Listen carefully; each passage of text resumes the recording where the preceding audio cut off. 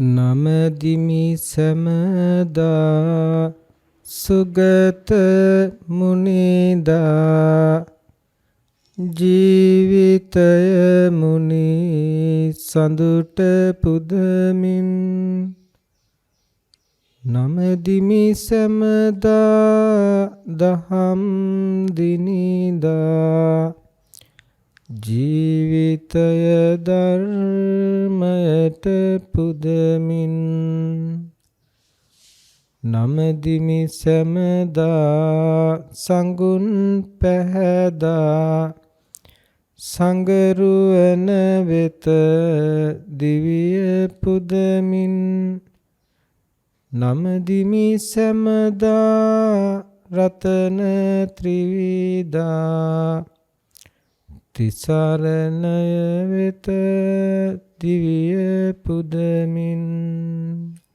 සාදු සාදු. සදහැති පින්නතුනි, පිනති ඔබ හැමදෙනාම මේ සූදානම් වෙන්නේ ලෞතර බුදුරජාණන් වහන්සේ නමක් ඔබටත් මටත් අපි හැමදෙනාටම සැනසීම සහනය ලබන මඟ විවර කරමින් අවබෝධයෙන් දනිමින් දකිමින් ප්‍රත්‍යක්ෂ භාවයෙන් යුක්තව දේශනා කරන්නට යෙදුණු සත්‍ය වචනය බුද්ධ වචනය ශ්‍රවණය කරන්න. එනිසා යමෙකුට මේ ලෝකයේ බුද්ධ වචන ශ්‍රවණයට බුද්ධ වචන මාත්‍රයක් ශ්‍රවණයට ඉඩහසර අවකාශ ලැබෙනවා කියන්නේ දෙව් මිනිසුන් ශ්‍රමණ බමුණන් සහිත ලෝකයේ යම් කෙනෙකුට ලැබෙන වටිනාම භාග්‍යවන්තම දේ ලබන්නට වාසනාවන්ත වෙනවා කියන එක. ඒ නිසා එවැනි වාසනාවන්ත පිරිසක් විදිහටයි මම ඔබව දකින්නේ. ඒ වාසනාවන්ත බවමයි ඔබව මෙතනට ගෙනාවේ. එවැනි වාසනාවන්ත පින්නතුනේ අද දවසේදීත් බුදු පියාණන් වහන්සේගේ දහමින් අපේ හදවත් සනහාගෙන ලෝකයට බැඳිලා ලෝකයට ඇලිලා ලෝකයම සුබයි සුඛයි මිහිරි කියලා හිතාගෙන ඒ ලෝකය තුලින්ම සුවසැප හොයන මිනිස්යෝ දෙවියෝ ක්‍රමානුකූලව ඒ දුකින් පිරුණු ලෝකයෙන් අයින් කරවන්න, මුදවන්න, නිදහස් කරවන්න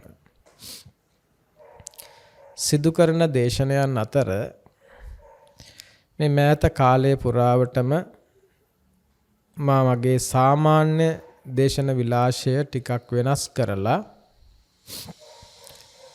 අපේ දේශන ශ්‍රවණය කරපු ඒ දේශන ශ්‍රවණය කරමින් නිවන් මඟ වඩා ගන්න විශේෂයෙන් ආර්ය දේශනයට කැමති පිරිස් බොහෝයි. අප විශ්වාස කරනවා අප සිදු කළ අවවාදයන්ට අනුව ඔබ ඔබේ ගමන බොහොම හොඳින් වීරයෙන් ඉස්සරහට කරගෙන යනවා කියන කාරණාව. ඒ වගේම පින්නතුනේ අප සැලකිලිමත් වුණා ඔබ වගේම ඔබේ තැනට ඔසවා තැබිය යුතු තව පිරිසක් ඉන්නවා. ඒ අය අතහැරලා ඒ අය මග දාලා මේ ගමන යෑම කොතරම් සුදුසුද කියන කාරණාව ටිකක් හිතලා කල්පනා කරලා ඔබ ආර්ය දේශනාව ශ්‍රවණය කරමින් ඒ දේශනාවට අනුව බුද්ධානුමතයට අනුව ඔබේ ජීවිතය තුළ හික්මෙන්ට උත්සාහ ගනිද්දී ඔබ සිටින තැනටවත් ඔසවා තබන්ට අවශ්‍ය කරන විවිධාකාර දෘෂ්ටි වලින් විවිධාකාර මතවාද වලින් විවිධාකාර අන්තයන් තුලින් විවිධාකාර වූ දුර්මත වලින් පිරිච්ච සමහර අසරණයන් බහුතරයක් මේ ලෝකේ ඉන්නවා. ඒ නිසා ඒ අය වෙනුවෙනුත් අපි යම් පැහැදිලි කිරීමක් කළ යුතුයි. තථාගත ශ්‍රී සද්ධර්මය ඒ සද්ධර්මයේ ආලෝකය සිසිල ඒ අසරණ අහිංසක සිත්වලටත් වැටිය යුතුයි, ලැබිය යුතුයි. මේ විදිහට ඒ අසරණ අහිංසක පින්නතුනුත් එතනින් ඔසවා තබලා ඒ අයටත් බුදු හිතක සිසිල දැනෙන්නට ඉඩහසර හදලා දෙන්න ඕනේ කියලා අප විශ්වාස කරනවා. ඒ නිසා අපි උත්සාහ කරලා බලමු හැබෑවටම බුදුරජාණන් වහන්සේගේ ශ්‍රාවකෙක් ගිහි හෝ පැවිදි ඒ ඇත්තන් අතරින් බොහෝ දෙනෙක් බුද්ධ දේශනාව තුළ යම් වූ අවබෝධයක් තුළ හික්මමින් කටයුතු කරනවා. ඒ වගේම මේ මාවතට අවතීර්ණ වීම වෙනුවෙන් බුදුරජාණන් වහන්සේගේ හද නිවන මාවතට පිවිසීම වෙනුවෙන් ඒ සඳහා අදහසක් නැති, ඒ සඳහා යම් කිසි මඟ පෙන්වීමක් නැති පින්වතුන්ට එතෙන්ට අවතීර්ණ වීම වෙනුවෙන් අපි උදව් කරන්නට අපේ දේශන අතරින් යම් වූ හෝ කාල පරාසයක් වෙන් කරගන්නට අපි කල්පනා කළා. එනිසා නැවතත් මා සිහිපත් කරනවා ආර්ය දේශනාව ශ්‍රවණයෙන් ආර්ය මග ගත්ත ඒ මග වඩන පිනති ඔබේ ගමන ඒ ආකාරයෙන් ඉදිරියට යන්න ඔබේ පසුපසින් සිටින ඒ සහෝදර පින්නතුන්ටත් ඒ සිසිලස බෙදන්ට අවශ්‍ය කරන ශක්තිය ගොඩනගන්නට අපි යම් කාලයක් වැය කරමු. විශේෂයෙන් අද මේ දේශනය මා සිද්ධ කරන්නේ හැබෑවටම මිනිසෙක් විදිහට දෙවියෙක් විදිහට ලැබපු ජීවිතය තුළ හැබෑවටම ඇති කරගෙන තියෙන මුලාවත් ඇති කරගෙන තියෙන විවිධාකාර දෘෂ්ටි මතවාදත් නිසා නිවීමක් මිදීමක් නිවනක් පිළිබඳව අදහසක්වත් නැතිව හැබෑවටම සැනසීම ලබන මාවත විදිහට වෙනත්ම දිසානතියක් තෝරගෙන ඒ දිසානතියේ කෙලවර පවතින්නේ සැනසීම සහනය වෙනුවට අසහනය බව නොදැන මංමුලා වෙලා ඒ මුලාවක් තුල ඉඳගෙන සැනසීම හොයන පිරිසකට මුලාවෙන් මිදෙන්න හැබෑම සැනසිලිදායක මග කොතනද කියන කාරණාව පැහැදිලි කරලා දෙන්න අවශ්‍ය කරනවා. පින්නතුනේ විශේෂයෙන් මේ මනුෂ්‍ය ජීවිතය බොහොම දුර්ලභ එකක්. මනුෂ්‍ය ජීවිතයේ දුර්ලභයි විතරක් නෙමෙයි, ඒ දුර්ලභ මනුෂ්‍ය ජීවිතය තුළ නිවන් දකින්නට අවශ්‍ය කරන ක්ෂණය ලැබෙන එකත් ඉතාමත් දුර්ලභයි. බුදුරජාණන් වහන්සේ මනුෂ්‍ය චුති සූත්‍රයේ දේශනා කරනවා මේ දුර්ලභ වූ මනුෂ්‍යත්වයේ ලැබෙන එක හරියට මහ පොළොවක් තරම් සත්ත්ව ස්වභාවයන් සතර අපාගත වෙද්දී පුංචි දූලි කැටයක් තරම් සුළු පිරිසක් විතරයි සුගතියකට පත් වෙන්නේ කියලා.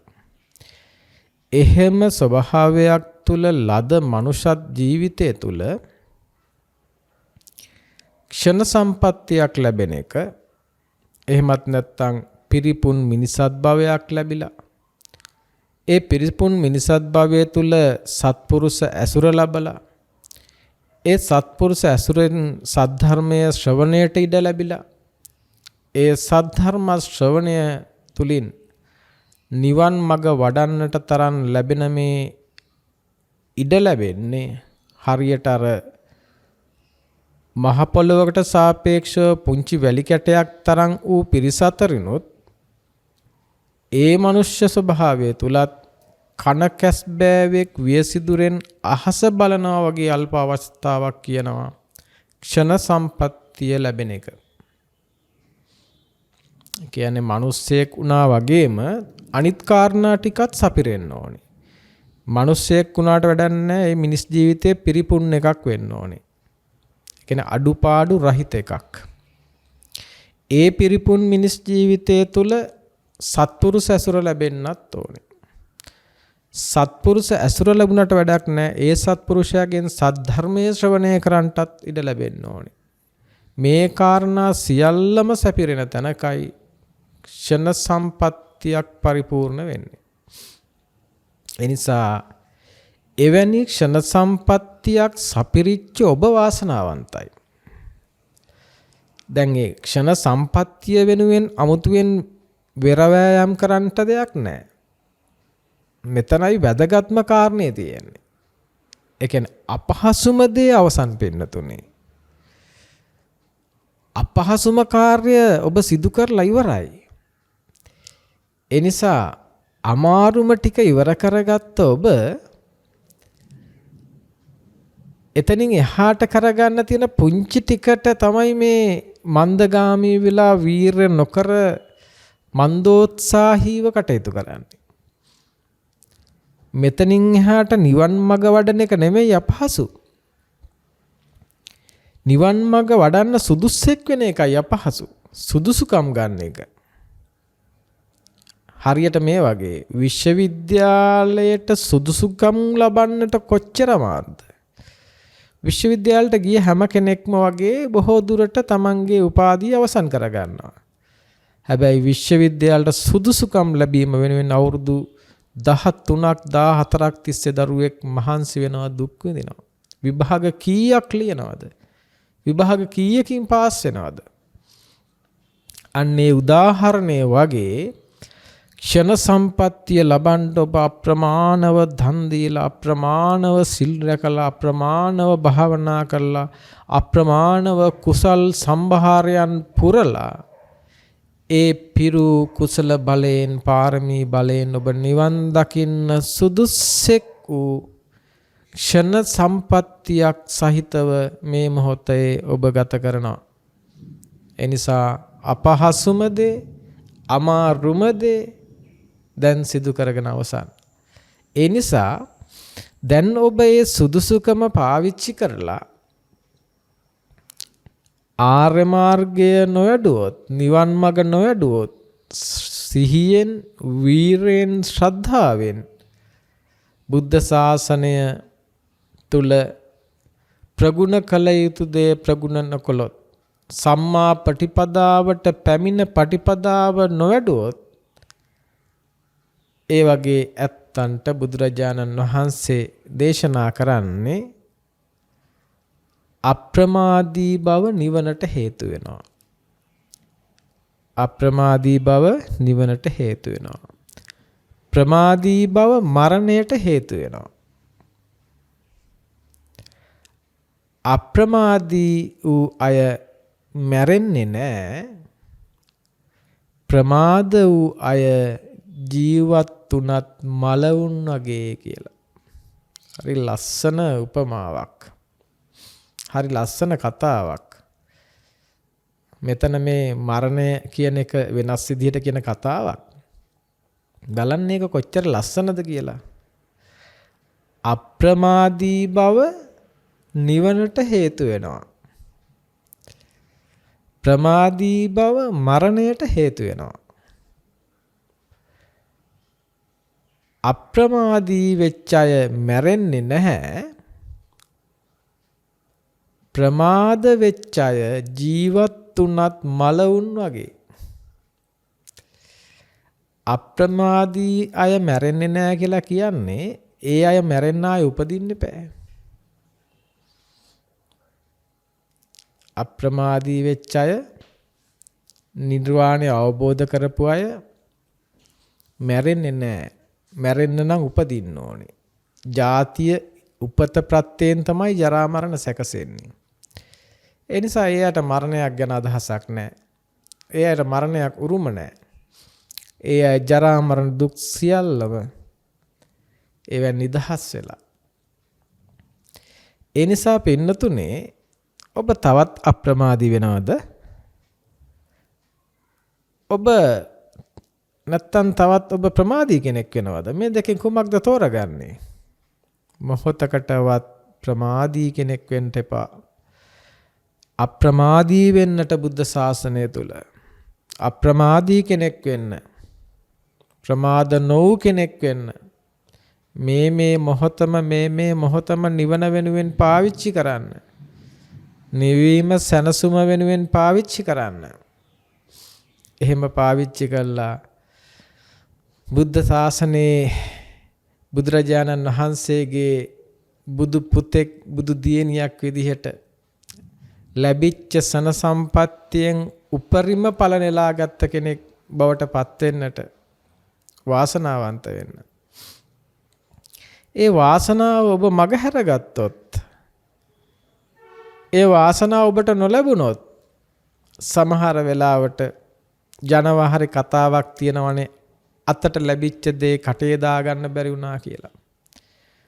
හරියට ඒ වගේ පින්නොතනේ ඔබට මේ බුද්ධ ශාසනය තුල නිවන් දකින්න අවශ්‍ය කරන දේ ඔබේ අතට ඔබේ දෑතට ලැබිලා තියෙන්නේ. දැන් ඔබට ඒක වළඳන්නයි තියෙන්නේ.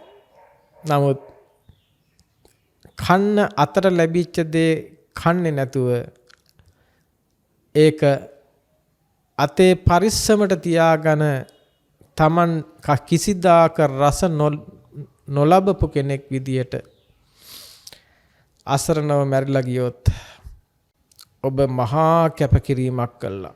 මහ පොළොවක් තරම් පිරිසක් එක්ක සටන් කළා දිනපු පුංචි දූලි කැටයක් ඔබ. ශ්‍රේෂ්ඨ දූලි කැටයක්. මේ ලෝකේ වටිනා දේවල් හොඳ දේවල් ගොඩක් නැහැ.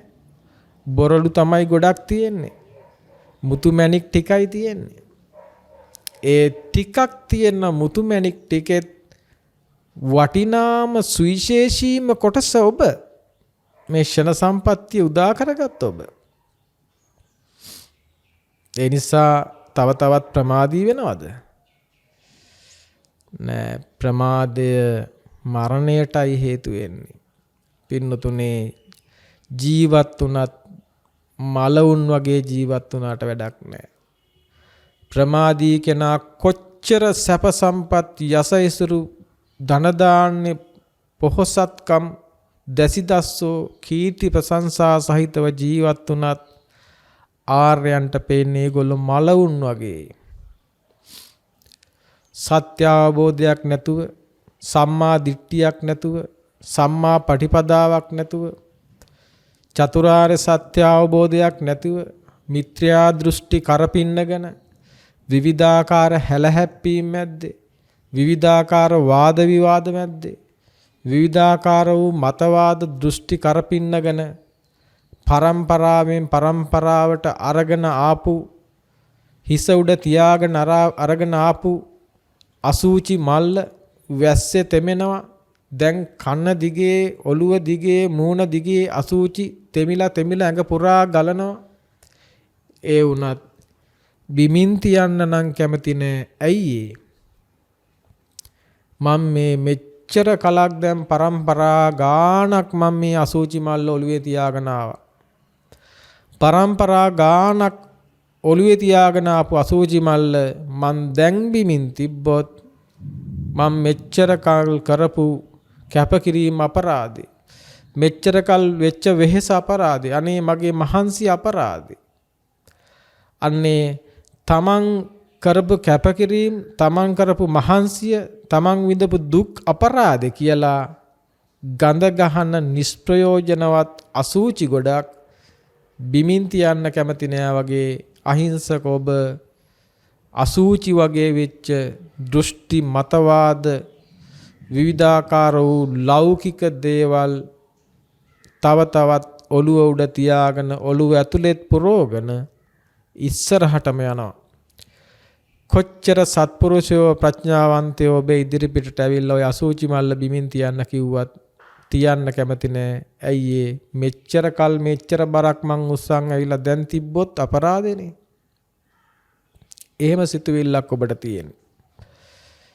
ඒ නිසා ඔබට සත්පුරුෂයෝ පේන්නේ අසත්පුරුෂයෝ වගේ. සමහර දෘෂ්ටි මතවාදවල හිර වෙලා ඉන්න අයට ඒ අයගේ දෘෂ්ටි මතවාද කඩලා බිඳලා සුන්නත් දූලි කඩලා දාන සත්පුරුෂයෝ පේන්නේ මාරයෝ වගේ. ඇත්තටම සත්පුරුෂයා මාරයෙක් විදියට පේන්නේ මාරාවේශ වෙච්ච අයට. ඒකනේ සමහර ඇත්තන් කියන්නේ බුදුවරු යක්ෂයෝ කියලා. සමහර ආගම් පිළිබඳ විශ්වාස කරන්නට ඇත්තන්ට බුදුරජාණන් වහන්සේ යක්ෂයා. ඇයි ඇත්ත බුදුරජාණන් වහන්සේ යක්ෂයෙක්? උන්වහන්සේ මිත්‍යා දෘෂ්ටින් වලින් හිර වෙලා කැඩිලා බිඳිලා මිත්‍යා දෘෂ්ටි වලින් පුරෝගත් අසූචි වලින් පිරිච්ච ඒ මිනිසුන්ගේ ජීවිතවලට යක්ෂයෙක් වෙලා ඒ මිත්‍යා දෘෂ්ටි කඩලා බිඳලා විනාශ කරලා දාන ලෝකය කන පිට පෙරලා ලෝකය කුඩු කරලා දාන යක්ෂයෙක්. එවැනි අර්ථයක් ගත්තට කමක් නැහැ. ඒ අයට බුදුරජාණන් වහන්සේ යක්ෂයෙක් විදියට පේන. ඒ නිසා එවැනි ඇත්තන්ට බුද්ධ ශාසනයේ පිළිබඳව තියෙන අදහස හරි පුදුම එකක්. ඒ නිසා පින්නතුනේ මම මේ නිතරම ආර්ය දේශනාවම කරපු මම මේ කම්මස්සකත මට්ටමින් එහෙමත් නැත්නම් කම්මස්සකතා සම්මාදිට්ඨි මට්ටමින් කර්මයට කර්මඵලයට අනුව තමයි මේ දේශනාව කරන්නේ. ඒක පැහැදිලිව දැනගන්නට. මොකද මේ දේශන දෙක අතර තියෙන වෙනස දැනගෙන දේශනාව අහන්න ඕනේ. චතුසත්‍ය සම්මාදිට්ඨියට අනුවම දේශනා කරපු මම ඉන් පහළ ඉන්න අයත් එතරට ඔසවා තැබීමේ කැමැත්තෙන් කම්මස්සකත මට්ටමින් කර්මය කර්මඵල මට්ටමින් දසවස්තුක සම්මාදිට්ඨි මට්ටමින් තමයි මේ දේශනාව කරන්නේ. ඒතර එතෙන්දී අපිට සසරක් පේනවා කර්මය සහ කර්මයේ ඵල ලබන අය පිළිබඳව අදහසක් ඇතිවයි මේ දේශනාව කරන්නේ.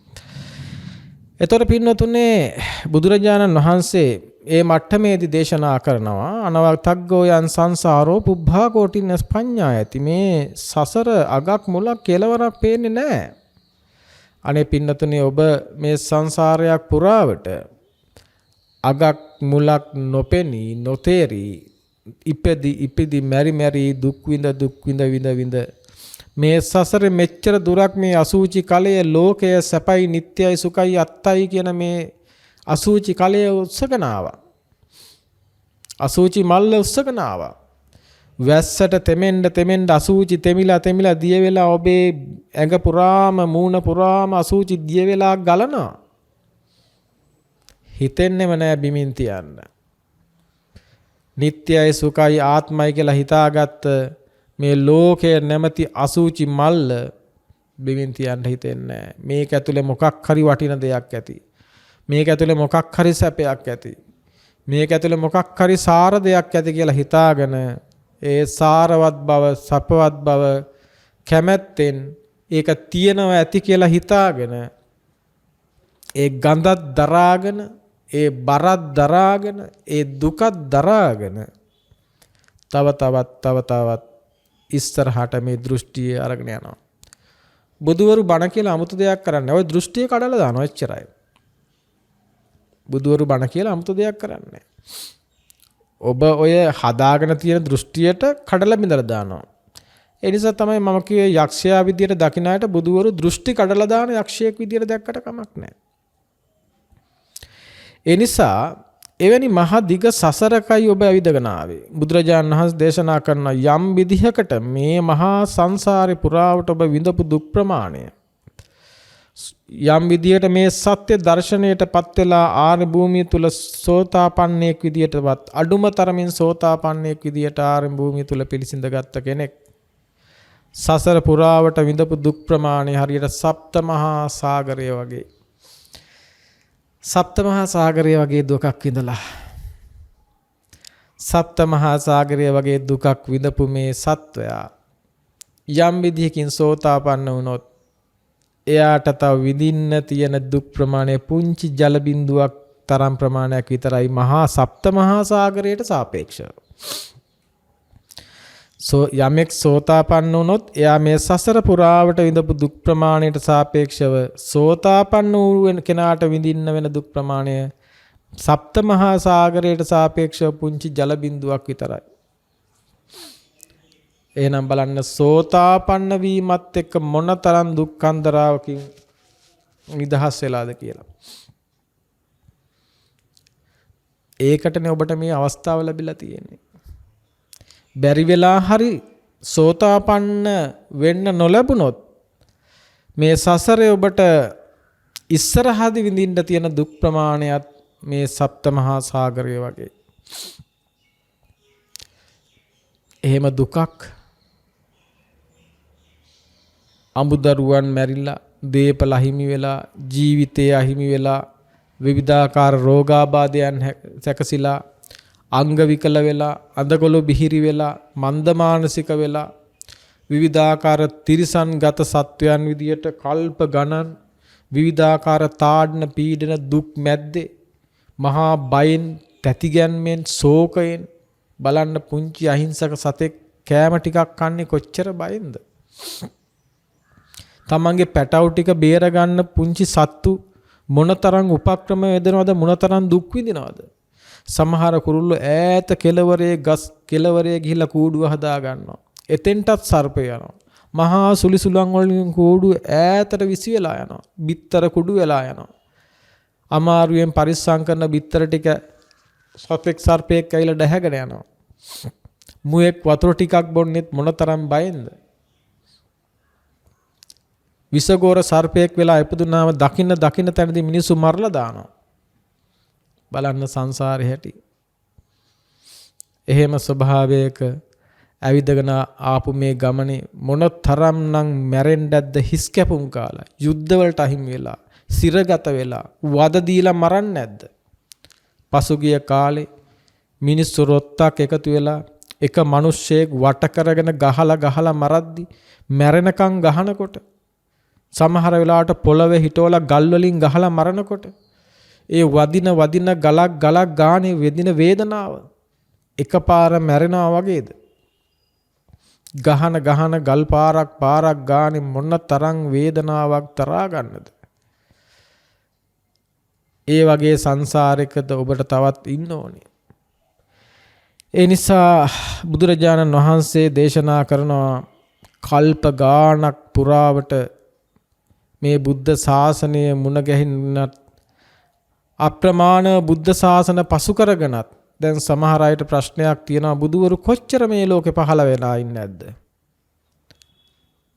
සමහර අය මේ ධර්මයේ විද්‍යාවත් එක්ක ගලපන්න හදනවානේ. එතකොට අපි මේ පරිණාමවාදයක් ගැන කතා කරනවා එක දේවල් ගැන කතා කරනවා.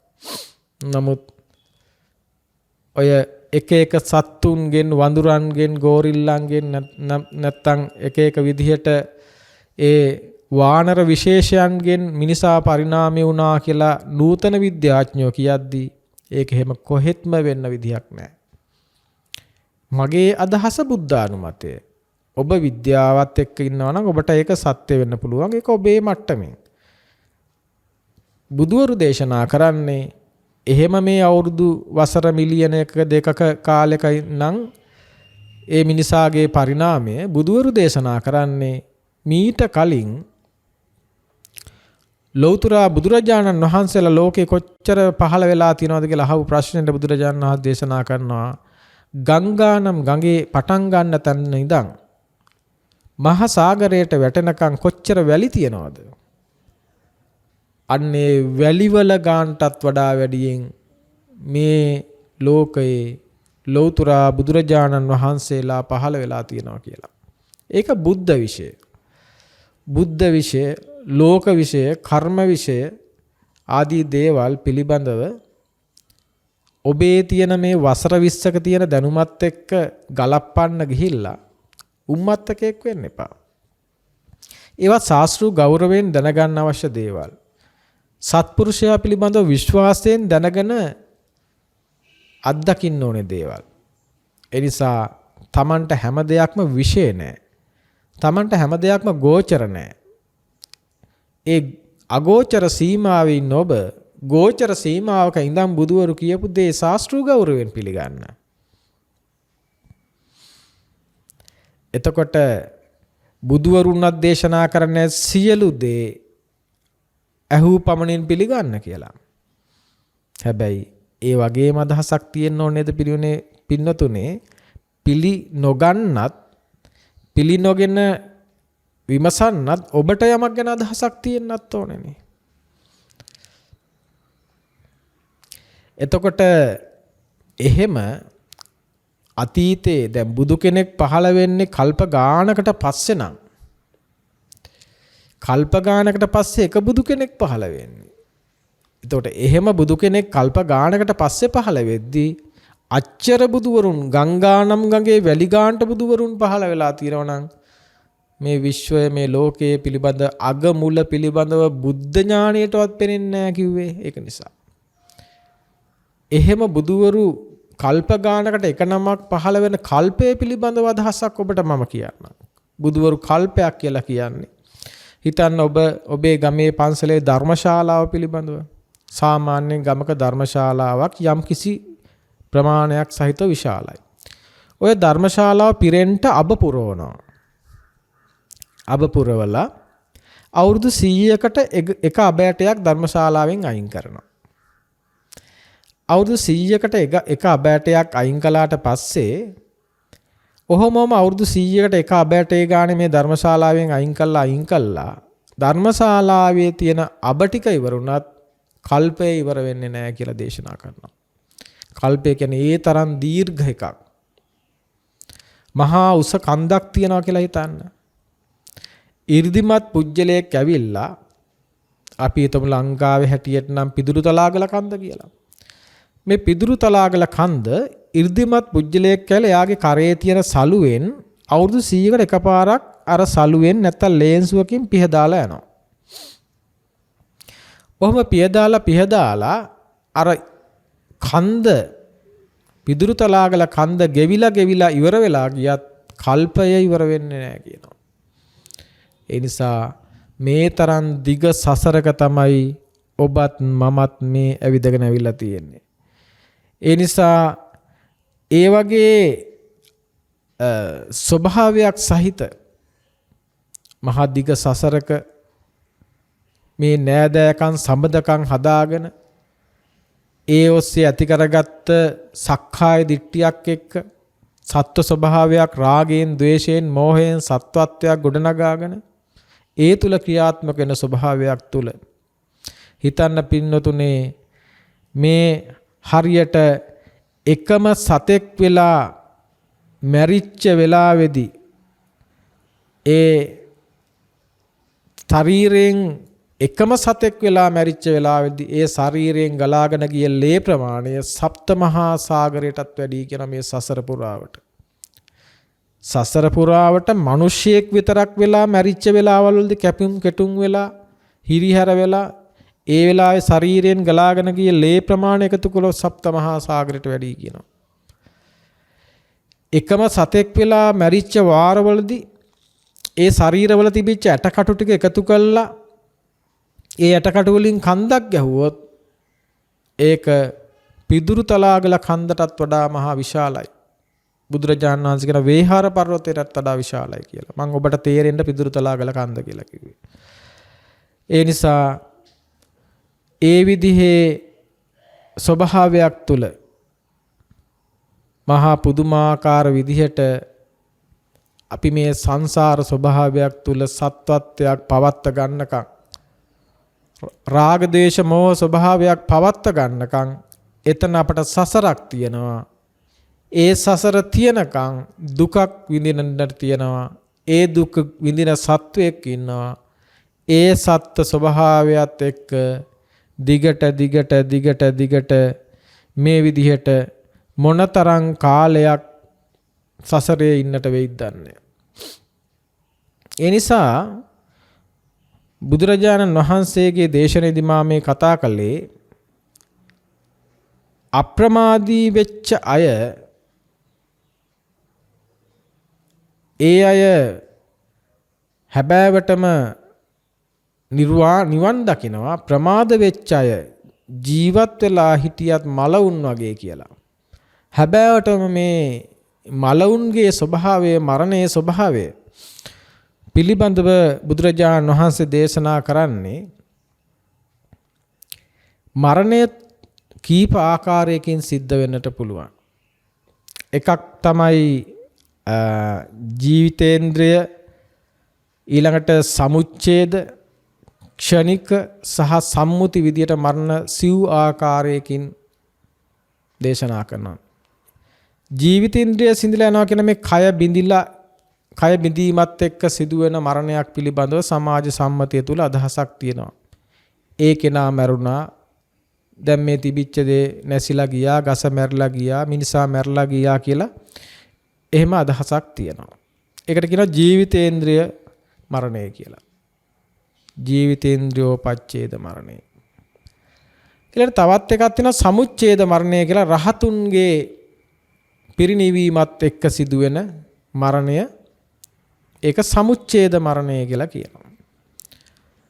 තවත් මරණයක් තියෙනවා ක්ෂණික මරණ කියලා. මේ ක්ෂණයක් පාසා ස්කන්ධයන් බිඳි යන ස්වභාවය තුල සිදුවන මරණය. ඒ කියන්නේ සත්‍යයක් ක්ෂණයක් ගානේ මරණයටපත් වෙනවා. ඒ වගේම තවත් මරණයක් තියෙනවා සම්මුති මරණයක් තියෙනවා. සම්මුතියේදී මේ කෙනා මැරුණා, අසවලා මැරුණේය. එයා දැන් අවසන්, එයා මරණයටපත් වුණා කියලා කියන ස්වභාවයක සම්මුතියේ තියෙන මරණය. එතකොට මේ ජීවිතේන්ද්‍රෝපච්ඡේද මරණය සම්මුති මරණය අතර තියෙන වෙනස තමයි ඒක කය බිඳීමත් එක්ක සිදුවන ස්වභාවයට තමයි ජීවිතේන්ද්‍රෝපච්ඡේද මරණය කියලා කියන්නේ. එතකොට මේ විදිහේ විවිධාකාර වූ මරණයන්ට ලක් වෙන ස්වභාවයක් සහිතව උපදින සත්වයා මේ මරණය කියන ධර්මතාවය උරුම කරගෙනමයි ඉන්නේ.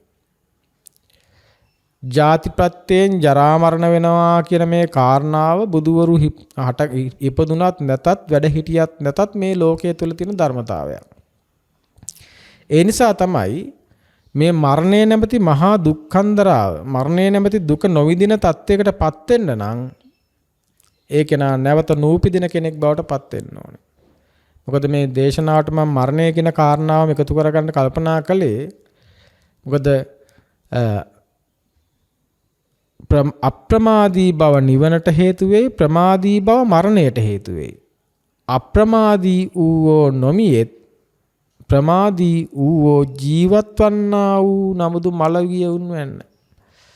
ඒ නිසා මේ මලගිය උන් වගේ ජීවත් වෙන එකත් ඒ වගේම මලගිය උන් වගේ ජීවත් වීමත් මරණයටපත් වීමත් තියෙන මේ දෙකේම තියෙන දුක් ස්වභාවය පෙන්නලා ඔබට එවැනි දුකකට නැවතපත් නොවන්නට හිතක් හැදෙන්න යමක් කියන්න මේ පුංචි කාලය පාවිච්චි කරන්න මම කල්පනා කළේ.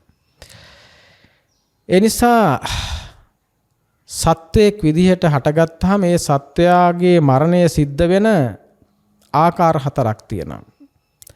ඒක දේශනාය සඳහන් වෙන්නේ කම්මක්ඛය, ඒ වගේම ආයුක්කය, උභයක්ඛය, උපච්ඡේදක කියලා. ඒකද බුදුරජාණන් වහන්සේ දේශනා කරන මේ කර්මයේ අවසන් වීමෙන් සත්වයාගේ මරණය සිද්ධ වෙනවා. ඒ වගේම ආයුෂයේ අවසන් වීමෙන් සත්වයාගේ මරණය සිද්ධ වෙනවා. කර්මයයි ආයුෂයයි දෙකම ගෙවී යාමෙන් සත්වයාගේ මරණයක් සිදු වෙනවා. ඒ වගේම ස්වභාවික විපත් ආදී නිසා සිදුවන මරණයට කියනවා උපච්ඡේදක මරණය කියලා. කම්මක්ඛය, ආයුක්ඛය, උභයක්ඛය, උපච්ඡේදක. කම්මක්ඛය කර්මයේ ඡය වීමෙන් ඉවර වීමෙන්, ආයුක්ඛය ආයුෂ ඉවර වීමෙන්, උභයක්ඛය කර්මයක් ආයුෂයත් ඉවර වීමෙන්, උපච්ඡේදක ස්වභාවික විපත් වගේ දේවල් ගම් වතුර සුනිසුලං සුනාමි ආදී විපත් වලින් සිදුවන මරණය. ඒතර මේ වගේ මරණ සිද්ධ වෙනවා විවිධාකාර විදියට. මෙහෙම මරණය සිද්ධ වෙද්දී මරණය සිද්ධ වෙන්න කලින් ජීවිතයේ මොනතරම් දුක්ඛන්දරාවල් විඳලාද සත්වයා මරණයටපත් වෙන්නේ. දේවදූත කියලා අපූර්ව සූත්‍රයක් තියෙනවා. ඔය දේවදූත සූත්‍රයේ මජ්ක්‍ධිම නිකායේ දේවදූතයෝ 5 දෙනෙක් පෙන්නනවා. මම එකක් දෙකක් කියන්නම්කෝ. එක දේවදූතයෙක් තමයි අලුත උපන් පුංචි දරුවා. දැන් ඔබට හිතනවා ඇත්තටම අලුත උපන් පුංචි දරුවට දේවදූතයෙක් කියන සුදුසුයි. මෙතන දේවදූතයා කියලා කියන්නේ ඔබ හිතන අර්ථයෙන් නෙවෙයි. ඒ වගේම තවත් දේවදූතයෙක් ගැන මේ සූත්‍ර දේශනාව කියන වරදක් කළා ඒ දඬුවමට නියම වෙච්ච කෙනෙක්. ඊළඟ තවත් දේවදූතයෙක් කියනවා දැඩි ලෙස වයසටපත් වෙච්ච කෙනෙක්. තවත් දේවදූතයෙක් ගැන කියනවා දැඩි ලෙස රෝගාතුර වෙච්ච කෙනෙක්. තවත් දේවදූතයෙක් කියනවා මරණයටපත් වෙච්ච කෙනෙක්. දැන් පළවෙනි දේවදූතයා ගැන කියනකොට ඔබට වෙනස් එකක් හිතුනේ.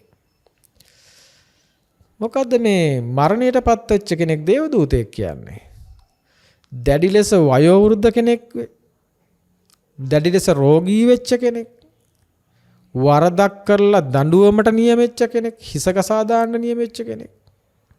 කියනවා පින් නැති මහණෙනි, ඔබ මේ සංසාරේ නැත් ඔබ මේ ජීවිතේදී ඕනතරම් දැකලා තියෙනවා. අලුත උපන් දරුවෙක්, අලුත උපන් දරුවට තමන්ගේ වේදනාවක් කියා ගන්න තේරෙන්නේ නැහැ. අපහසුකමක් කියා ගන්න තේරෙන්නේ නැහැ. බඩගින්න පිපාසය කියන්න තේරෙන්නේ නැහැ. ඒ දරුවා උපදින වෙලාවේ ඒ මවගේ ශරීරයෙන් එළියට ගන්නකොට මහා වේදනාවක් විඳාගෙන තමයි මේ ලෝකෙට බිහි වෙන්නේ. දරුවෙක් බිහි කරන්න මව විඳින වේදනාව වගේ ලක්ෂ කෝටි ගානක වේදනාවක් අර මස් කැටියක් වගේ පුංචි දරුවා විඳිනවා. ඔබටත් මටත් ඒ වේදනාව මතක නැහැ. සමහරලාට දරුවෙක් මේ ලෝකෙට බිහි කරපු මවක් ඒ දරුවා බිහි කරන වෙලාවේ ස්වභාවිකව දරුවා බිහි කරන වෙලාවේ ඒ වේදනාව අම්මේ ඔබ දන්නවනම් ඔබ වැඩිහිටි කෙනෙක්, ඔබ දෙයක් දරා ගන්න පුළුවන් ශක්තිමත් කෙනෙක්. එහෙම වෙලත් හිතන්න බැරි තරම් මහා වේදනාවක් ඔබ වින්දනම් අර පුංචි මොළ කැටි මස් ගුලියක් වගේ වෙච්ච පුංචි දරුවා පුංචි සිදුරකින් මේ ලෝකෙට එළියට එනකොට එයා විඳපු දුක් ප්‍රමාණය ගැන ඔබට හිතන්නවත් බැරි වෙති. ඔබත් එහෙමයි ඉපදුනේ.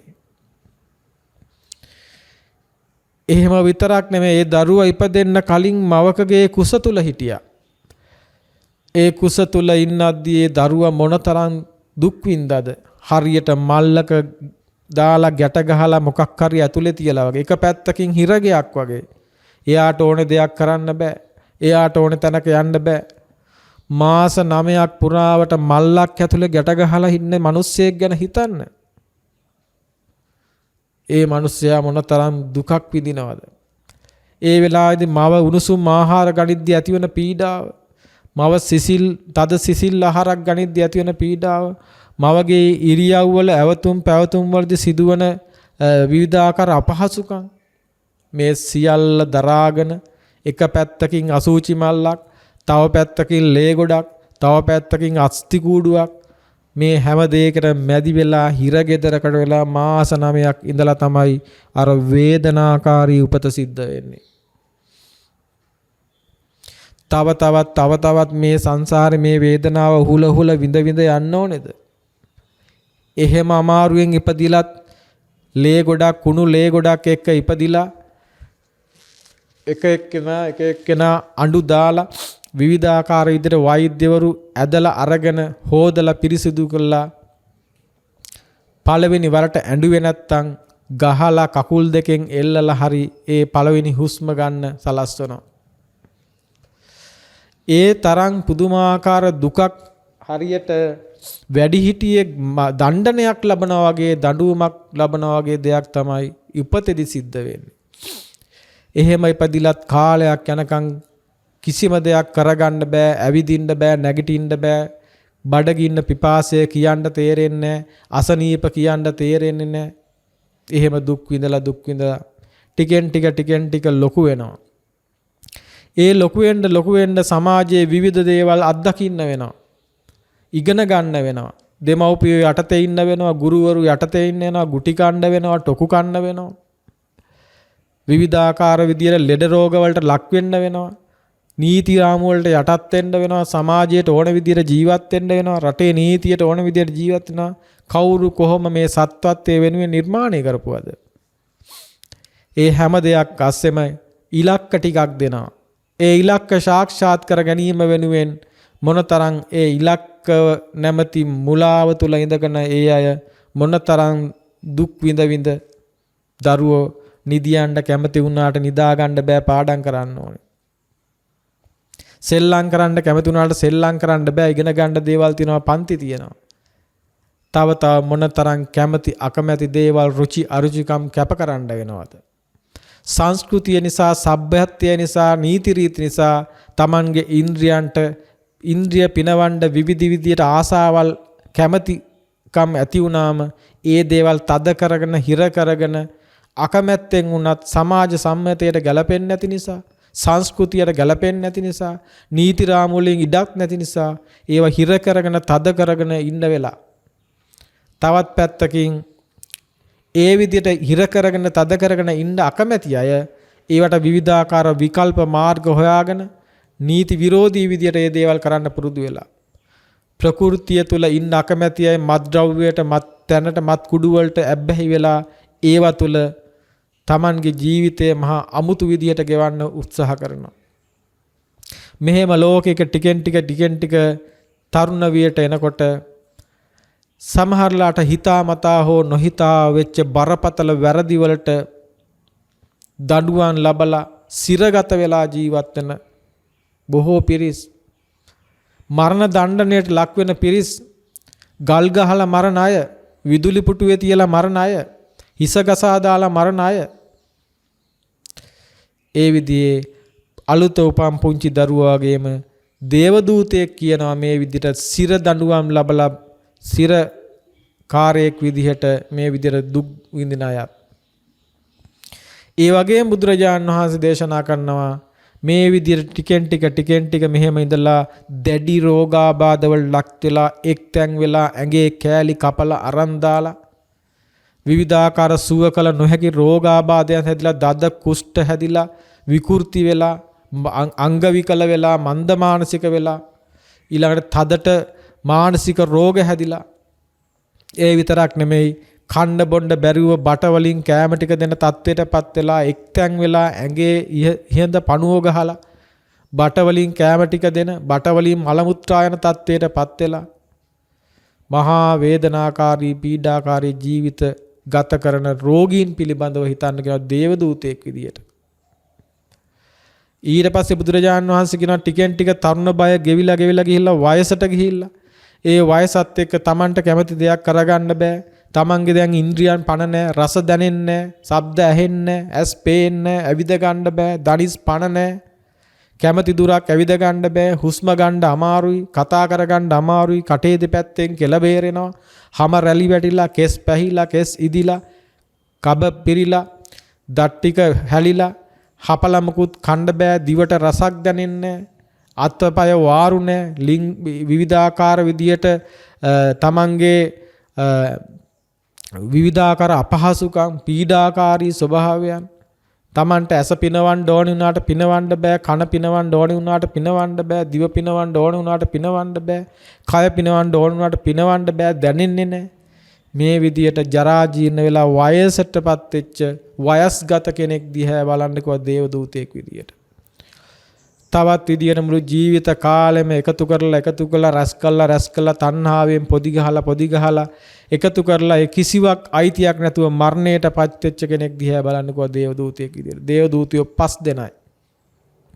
අලුත උපන් දරුවා, වරදක් කළා දඬුවමට ලක් වෙච්ච කෙනා, වයස්ගත කෙනා, දැඩි ලෙස රෝගී වෙච්ච කෙනා වගේ මරණයටපත් වෙන මේ 5 දෙනා දිහා ඔබ දැකලා තියෙනවද අහනවා.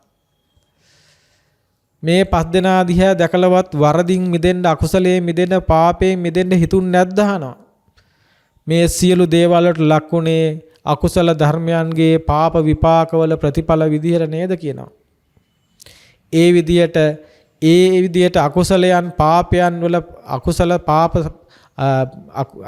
පාප සංකාරයන්ගේ ප්‍රතිඵලයක් විදිහට මේ අස්වනු ලබද්දී මේ විදිහට විපාක ලබද්දී ඒවා දැකලවත් ඒවා බලලවත් ඇයි වරදින් මිදෙන්නේ නැත්තේ කියලා අහනවා.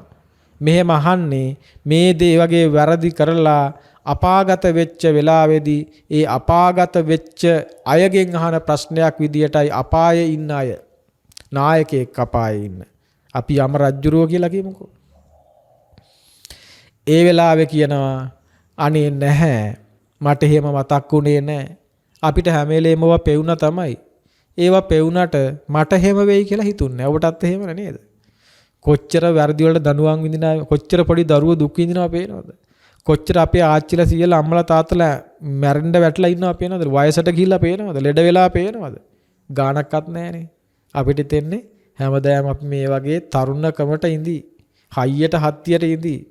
ඒ ඉන්නකම් ගහ ගන්න කතා කරනවා, දිනන්න හදනවා, වාද කරන්න හදනවා, චණ්ඩිකම් පෙන්වන්න හදනවා, මට වඩා කෙනෙක් නැහැ කියලා හිතනවා, මට වඩා ඉහළින් කපුටෙක්වත් පියාඹන්න ගෑ කියලා කියනවා, මේ පලාතට මට වඩා ලොක්කෙක් නැහැ කියලා හිතනවා.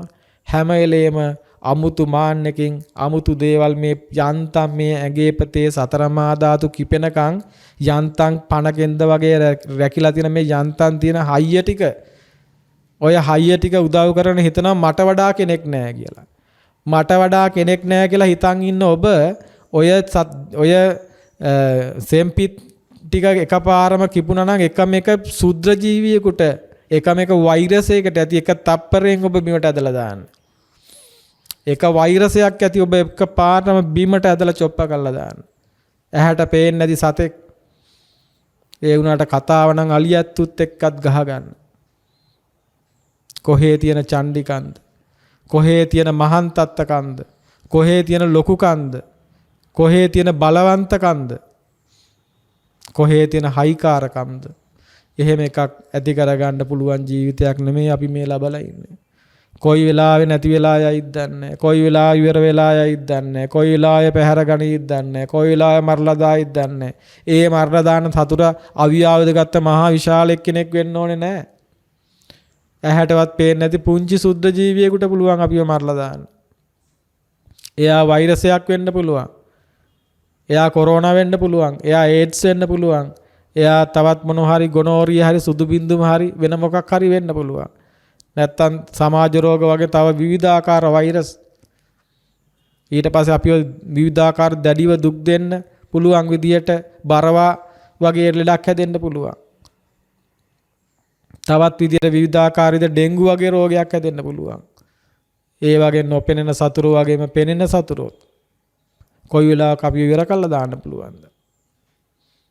ඒ නිසා මුළු ලෝකෙටම Tamanගේ බල පරාක්‍රමය විහිදවගෙන තිබ්බත් එකම එක පුංචි සිද්ධියකට පුළුවන් අපි මුළු සදහටම අපිව විනාශ කරලා දාන්න. පුංචිම පුංචි කුණු කටුවෙකුට පුළුවන් අපේ ජීවිතය එකපාරම අඩපණ කරලා දාන්න. කුණු කටුවෙක් දෂ්ට කළා නම් දුබත් දන්නේ. හැබැයි කුණු කටුව දෂ්ට කළා. ඒ විඳින වේදනාව මොහොතක් විඳලා බැලුවොත් එහෙම මොන තරම් පීඩාකාරීද කියලා ඔබට තේරෙනවා. මේ විදිහට අහලා අපි හැම දෙයක්ම දැක්කයෙත් අනේ අපිට හිතුනේ නෑ. අනේ අපිට සමාව වෙන්න නෑ. දැන් සමාවද එතෙන්දි සමාවක් නෑ. සමාව දෙන්න කිව්වම අහනවා ඔබට ඔය වරද්ද කරන්න කියලා කිව්වේ ඔබේ අම්මා තාත්තද? ඔබට ඔය වරද කරන්න කිව්වේ ඔබේ නෑදෑයෝද? නෑ ඔබ ඔය වැරදි කළේ ඔබමයි. ඔබ ඒවා කළා නම් ඔබ ඒවට දඬුවම් විඳින්න ඕන කියලා. එතනින් එහාට දේවදූත සූත්‍රයේ විස්තර කරනවා ඒ අයට විඳින්න දෙන දඬුවම්. මම ඒව ගැන මෙතන කියන්න යන්නේ නැහැ. ඒ වැරදි කළා මිය පරලෝ ගිය අයට දෙන දඬුවම් පිළිබඳව දේවදූත සූත්‍රය අපූර්වට විස්තර කරනවා. ඒ අයට ඔය අපි විශ්වාස නොකරන කටු ඉඹුල පිළිබඳව ඊළඟට ලෝහ ගුලි ගිනි ගන්න ලෝහ ගුලි ගිල්ලවනවා. එතන සමහර තැනක කියවනවා පැස්සිච්ච ලෝදිය පිපාසයි කිව්වහම ලෝදිය පවනවා. බඩගිනි කිව්වහම ගිඩි ගත්ත යකඩ ගුලි කියවනවා. තිබ්බහයි කියලා වතුර සමහර පෙරේතයෝ ගැන තියෙනවා. තිබ්බහයි කියලාට වතුර දිනුනහම වතුර කල 16ක් දුන්නත් පිපාසය සංදි දෙන්නේ නැහැ කියනවා. විපාකයේ ගෙවෙන්නේ නැති නිසා. මේ විදිහේ මහා භයානක සසරක් ගැන මේ කතා කරන්නේ. මෙහෙම සංසාරයක දිගට දිගට යනවද?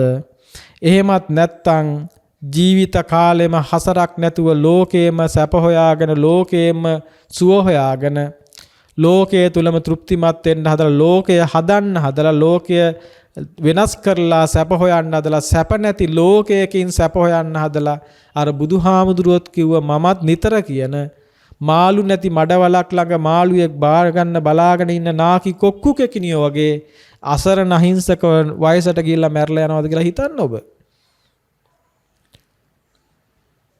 මාළු නැති මඩවලක් ළඟ මාළුවෙක් බා ගන්න බලාගෙන ඉන්න නාකි කොක්කු කෙකිනියෝ වගේ කියනවා වයසට ගිහිල්ලා මුළු ජීවිත කාලෙම නරක වැඩ කළා අකුසල් කළා පාප කරදර දේවල් කළා විවිධාකාර විදියට මත්පැනින් මත්ලොල් වෙලා ඉඳලා ස්ටීලෝලීව ඉඳලා විවිධාකාර විදියට තණ්හාවෙන් බලපුලුවන්කාරකම් වලින් මානෙන් ඉදිමෙලා සමහර ඇත්තන්ගේ සමහර වෙලාවට කනගාටුත් හිතෙනවා සමහර වෙලාවට ඒ මිනිස්සු මේ තරම් මේ බොහොම ලාමක බොහොම පහත් පුංචි දරුවන්ට සෙල්ලම් කරන්න දීපු බැලුම් බෝලයක් වගේ කටු ගොඩක් උඩ මම ඒක නිතර කියන්නේ උල් සහිත කටු ගොඩක් උඩ ඉන්න පොඩි දරුවෝ ටිකකට සෙල්ලම් කරන්න අතට පුම්බලා දීපු බැලුම් බෝලයක් වගේ ජීවිතයක් මේ අත ඇරුණද ඉවරයි. එහෙම ජීවිතයක් තියාගෙන ඉන්න සමහරු මිත්‍රශීලීව කතා කරන්න දන්නේ නැහැ, ප්‍රිය වචන කතා කරන්න දන්නේ නැහැ. හැම වෙලෙම දිනන්නමයි ඕනේ. හැම වෙලෙම ඉස්මතු වෙන්නමයි ඕනේ. හැම වෙලෙම තමන් එක වෙන්නමයි ඕනේ.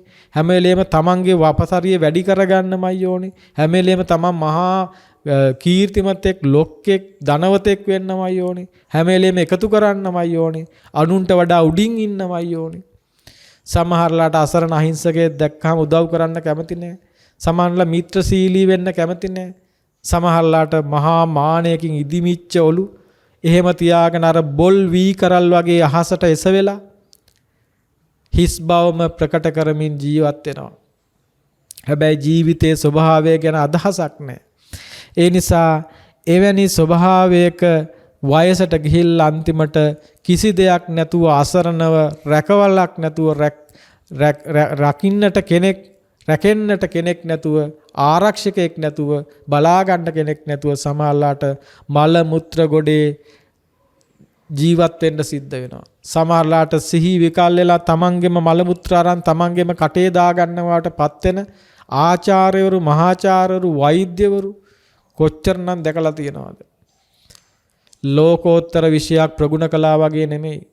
හිත දියුණු කරගත්තා වගේ නෙමෙයි. සිහිය දියුණු කරගත්තා වගේ නෙමෙයි. ලෞකික විෂයන් තුළ කොච්චර පරතරට ගියත් ඒක අජටාකාශ ශාස්ත්‍රය වෙන්න පුළුවන්. ඒක වෛද්‍ය විද්‍යාව වෙන්න පුළුවන්. ගණිත විද්‍යාව වෙන්න පුළුවන්. ඉංජිනේරු විද්‍යාව වෙන්න පුළුවන්. වෙනත් ඕනම ශාස්ත්‍රයක් වෙනවා ලෞකිකයි.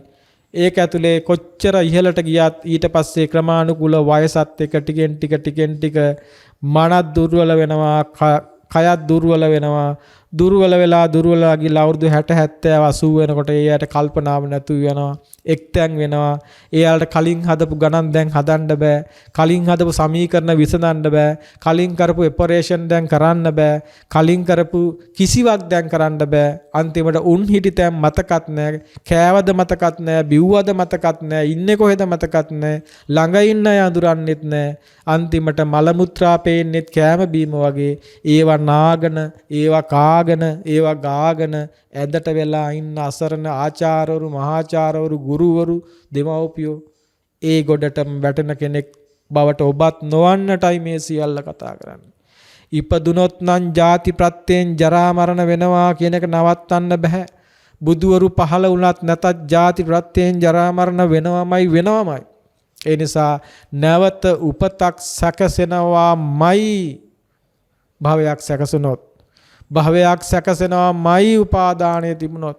ඒ නිසා ලෝකය උපාදානය කරගෙන ලෝකය අල්ලගෙන ලෝකයට බැඳිලා තණ්හාවෙන් යුක්තව අවිද්‍යාවේ කණුවේ තණ්හාවේ දන්වැලෙන් බැඳිලා කැරකි ලෝකයේ වටේම කරකිනවා මිසක් ලෝකයෙන් මිදෙන්න ඔබට අදහසක් නැහැ. ලෝකයෙන් මිදෙන්න ඕනකමක් නැහැ. ඒ නිසා ලෝකයෙන් මුදවන්න තියෙන ඕනකම නිසායි ආර්ය දේශනාව කරනවා වගේම මේ වගේ ලෝකයෙන් මිදෙන්න හිතන විදිහේ දේශනාවක් කරන්න අපි මේ කල්පනා කළේ. ඒ නිසා එවැනි ස්වභාවයක් තුළ ඔබට මේක තේරෙනකොට මරණාසන්න වෙලා මේ විදියට මරණයට කලින් මේ විදිය මහා දුක් විඳිනවා වගේම අන්තිමට මරණයට කලින් ජීවිතය තුළ අර වගේ පස්සාකාර දේවදූතයෝ වගේ දුක් විඳිනවා වගේම මරණාසන්න වෙච්ච වෙලාවේ මරණාසන්නව අන්තිම හුස්ම පොද වාතලයට මුදා හැර ගන්න බැරුව දඟලන අම්මලා අප්පච්චිලා කොච්චරනම් දැකලා තියෙනවද? පිළිකා රෝගීන් අන්තිමට මැරෙන්න වැටලා දුක් විඳින විදිය හරියට බිලී කොක්කක් දාලා උඩට ඇදලා ගත්ත වතුරෙන් උඩට ගත්ත මාරුවේ කට ඇර හුස්ම පොද අන්තිම හුස්ම පොද රැක ගන්නට දරන උත්සාහය. ඒ උත්සාහයට දවසකට ඔබත් මටත් අපි හැමදෙනාටම ලක් වෙන්න වෙනවා. අන්තිම හුස්ම පොදත් රැක ගන්න බැරුව ගත්ත හුස්ම හෙලන්න බැලුව හෙලපු හුස්මක් ගන්න බැරුව දරන වෙහෙස. ඒ වෙහසත් එක්ක මුළු ඇඟම අප්‍රාණික වෙලා ශරීරයේ ඉන්ද්‍රියන් ටිකෙන් ටික ක්‍රියාත්මක වීම ඇන හිටිනකොට මරණාසන්න මොහොතේදී මරණයත් එක්ක ඒකත් එක්ක විවිධාකාර විදියට කර්ම නිමිත්ත ගති නිමිත්ත ඉස්මතු වෙලා පාපතර ජීවිත ගත කරපු අයට සමහරලාට ගති නිමිත්තක් විදියට සමහරලාට කර්ම නිමිත්තක් විදියට ඒ සමහරලාට අන්තිම මරණාසන්න මොහොතේදී දර්ශනය වීම සිද්ධ වෙනවා. තමන්ගේ පුනර්භවය නැත්තම් තමන්ගේ සසර ස්වභාවය කුමන දිශානතියකට සැකසෙන්නේ කියන එක දර්ශනය වෙනින්න පවා සිද්ධ වෙනවා. ඒ වෙනකොට බය වෙනවා. එතකොට කෑ ගහනවා. ඇයි ජීවිත කාලය පුරාවටම අකුසලයෙන්මයි ජීවත් වුනේ. හැම වෙලාවකටම පාපකාරී චින්තනයක්මයි ගත කළේ. හැම වෙලාවකම දුසිරිත ස්වභාවයක් තුළමයි ජීවත් වුනේ. එහෙම ස්වභාවයක් තුළ බුද්ධ ශාසනයේ තියෙන න්‍යායක් යමකට යමෙකුගේ සිත නිතර නැවේ නම් එයින් ඔහු එයටම පමුණුවයි. ඒ නිසා ගතිය බොහෝ දුරට කර්ම විපාකයට අනුව නිතර ප්‍රගුණ කළ දේට අනුව සැකසීම සිද්ධ වෙන්නට තියෙන ඉඩ වැඩි. අනිවාර්යෙන් මෙහෙමයි කියලා කියන්න ඉඩ වැඩි එහෙම. යමකට යමෙකුගේ සිත නිතර නැවේ නම් එයින් ඔහු එයටම පමුණුවයි. ඒ නිසා එවැනි ස්වභාවයක් තුල අප්‍රමාණ වූ දුක්ඛන්දරාවක් විඳලා වෙලා මරණාසන්න මොහොතේ මරණයටපත් වෙනවා. මරණයටපත් වෙලාට පස්සේ ඒ මලකුණ gedara තියාගෙන ඒ මලකුණනුත් හම්බ කරන කන්න ස්වභාවයක්. දවස් ගණන් සති ගණන් මලකුණු තියාගෙන ඒ මලකුණ තියාගෙන gedara සෙල්ලම් කරනවා නටනවා මොනවද නොකරන්නේ.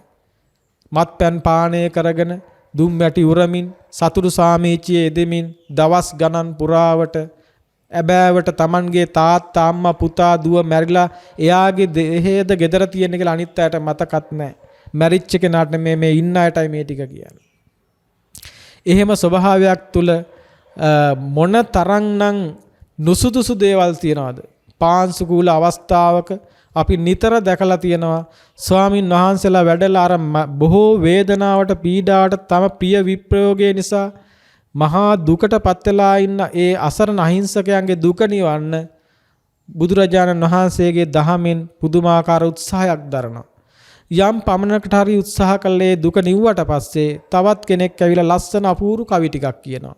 අනේ අම්මේ අයියෝ ඔබ මාව දාලා ගියේ ඔබ මෙච්චර කල් මේ ලෝකේ හිටියා මට මෙහෙම සැලකුවා අපේ රත්තරන් අම්මා කියන හරි අපූර්ව පදපලක් නිර්මාණය කරගෙන ඒ තුල අර සංවේග බව වැඩි වෙන්න තව තවත් දුක වැඩි වෙන වෙදියේ මහා විවිධාකාර විදිහේ කවි පන්ති නිර්මාණය කළා.